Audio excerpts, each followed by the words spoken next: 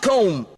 Over the past couple years, I've really gone into Tokusatsu, and as much as I love it, there's something I've always wanted a bit more from it. Something a bit more darker and gorier. Sure, there is adult Tokusatsu series out there like Garo, and even some of the most popular franchises normally aimed at kids can get pretty dark as well. However, I wanted something a bit more. So I decided to go on a bit of a quest and search for some dark underground Tokusatsu movies to share with you guys, and well, here are my findings. First up, we have something from familiar territory, being Shin Kamen Rider, which initially got my attention for its amazing and grotesque transformation scene. On top of that, we have a Kamen Rider that takes the loss of humanity approach a lot of earlier riders faced, with the rider this time being a straight up monster. Looking at it now though, Shin isn't much of a Kamen Rider since as a monster he's not wearing a mask, so there goes the common aspect.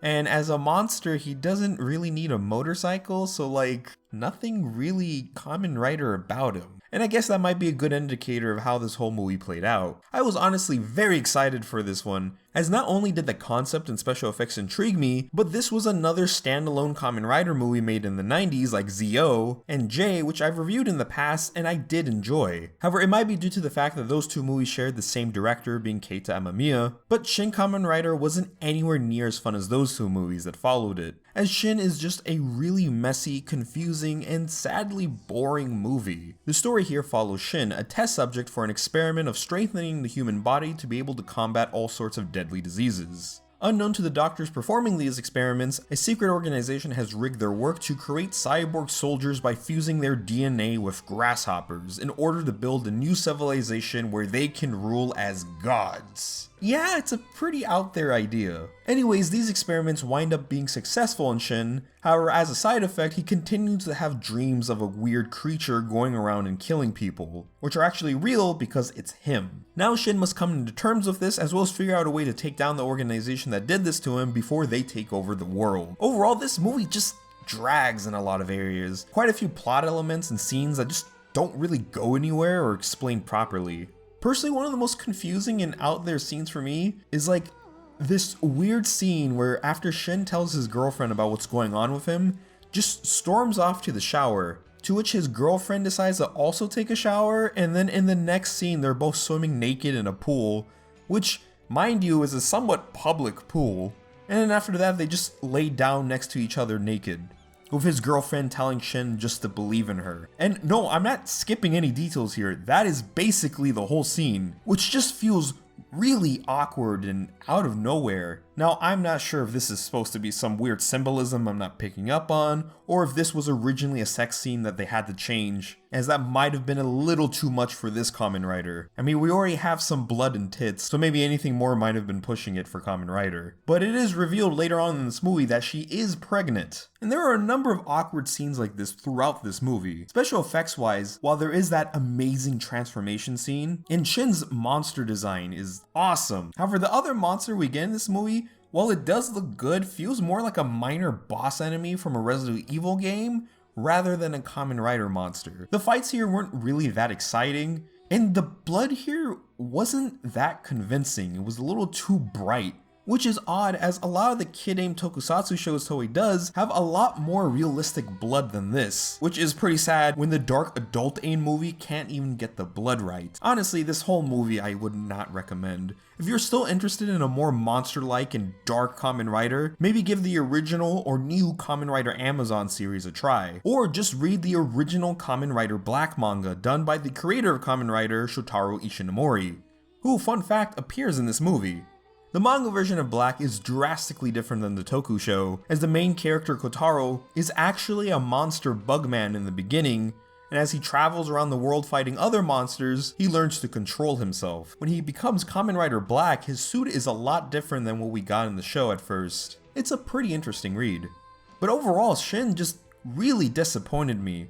If anything, I would recommend to just watch the transformation scene on YouTube and just leave it at that. There certainly was potential here, and maybe if we got Amamiya to direct this movie earlier, we could have gotten something a lot better. However, speaking of Amamiya, the next movie, or I guess movies, are done by him, being Zeiram, which if you're an old school anime fan, you might recognize that name as the OVA series Era Zeiram is in a way a prequel to the two Toku movies. The story here follows an alien bounty hunter badass named Ira who travels to Earth in order to capture Zeiram, an alien biological weapon. However, while on Earth, Ira gets mixed up with two Japanese electricians that get in her way of hunting Zeiram, which now she must protect and have the two help her as she hunts down this deadly alien. The sequel is more of the same, only this time Zeiram has a new body, as well as throwing in another bounty hunter that is trying to stop Ira on her mission to finally finish off Zeiram. Both of these movies are equally fun, and out of this whole list are the ones I would recommend the most. They're pretty simple movies, but they were exactly what I was looking for, as they were fun, action-packed, bloody at times,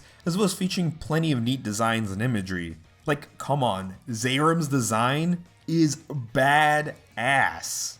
It's just so original and has so many creepy features to it. These movies didn't have the greatest amount of budget, but man, they pushed everything to the limit here. The characters are really fun too. Ira is badass and she forms a pretty neat friendship with the two electricians she meets, who are pretty funny and lend a lot of the comedy to these movies. Though sometimes I did feel they got in the way of what I was really after with these movies, but overall these two movies are a blast. But moving on, we have Mechadroid, Robo-Kill Beneath Disco Club Layla. Yes, that is the movie's actual name. Now, I can't find much info on this one, but man, is it strange. The plot here has a killing machine made back in World War II get activated and pretty much as the title suggests, goes on a killing spree beneath a disco club. Meanwhile, two super soldiers who have a connection with Mikadroid try stopping him. This movie is pretty much a Japanese slasher movie, with a majority of this movie being Mikadroid killing people, and like most slasher movies, a lot of these kills are extremely creative and bizarre,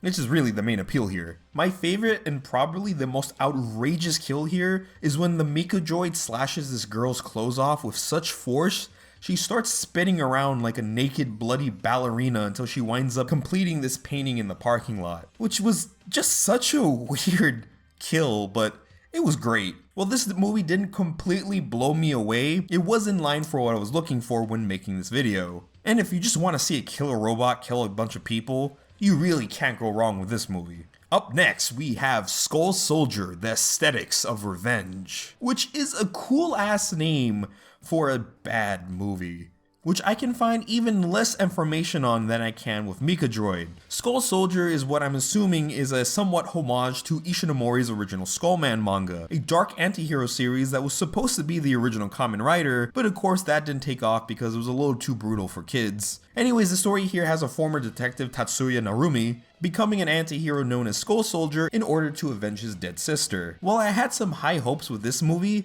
it sadly was just boring. I didn't care much for the characters, the action isn't anything special, and there's not a whole lot of excitement to be found in this movie outside the first 15 minutes or so. The Skull Soldier costume is cool from a distance. Up close, I'm not the biggest fan of, mainly because I feel that in live action, costumes that show the bottom half of the face kinda look stupid a majority of the time. Though props to this dude who looks like he popped right out of an Ishinomori manga. But overall, just skip this movie. It's pretty bland and forgettable. Finally, we have the most surprising movie on here, being Lady BattleCop, which is basically Japanese female RoboCop made by Toei, which is baffling to me as Toei in a way inspired RoboCop with Space Sheriff Gavan. Not to mention Toei has an entire lineup of metallic heroes and a good handful which were robotic cops. It just seems like a really weird thing for Toei to do. Regardless, this movie stars Karu, a champion tennis player who one day while taking a visit to her fiance's Naoya's lab, gets attacked by a deadly hit squad known as Phantom, who are hired by the cartel to destroy Naoya's prototype for BattleCop armor. While the two get severely injured, Naoya decides to save his love by having her survive and eventually take revenge on the cartel and hit squad that did this to them by having Karu put on the BattleCop armor, transforming a once tennis girl into the badass Lady BattleCop, out for revenge, making those who get in her way screech like a little bitch.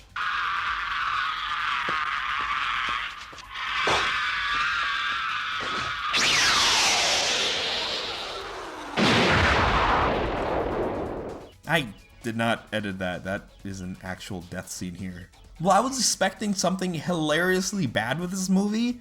I have to admit, it actually was a pretty fun movie. Sure, it's nowhere near as well done and gory as the actual RoboCop movie, but I did have a lot of fun with this one. It's pretty action-packed with loads of gunfights, And there's also this psychic soldier that Lady BattleCop fights throughout this movie, which nicely spices up the action from all the bullets and explosions. Lady BattleCop's armor is also really cool and sleek design-wise, and is one of the few live-action costumes that I feel looks really awesome with showing the mouth. Supposedly, this armor was designed by Keita Mamiya, which is neat because he's pretty experienced with robotic cops considering he created Mobile Cop Giban, which was part of the Metal Hero Tokusatsu franchise, which, you know, I've made a video on in the past. Despite the few similarities to RoboCop, this movie feels more in line with a Metal Hero movie, just with a bit more budget and more mature themes. Speaking of themes, this movie has this hype theme for Karu, which has one of the most hilarious lines.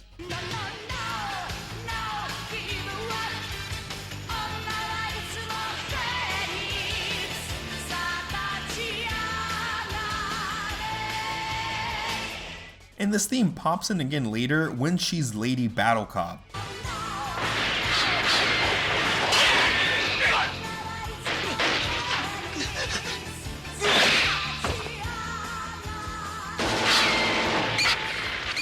It's stupid, but I love it. This one definitely was the biggest surprise I got when searching for movies for this video, and even more of a surprise that along with the two Zeiram movies are the ones I would recommend the most out of this list. But yeah, that was a look into some dark underground tokusatsu movies.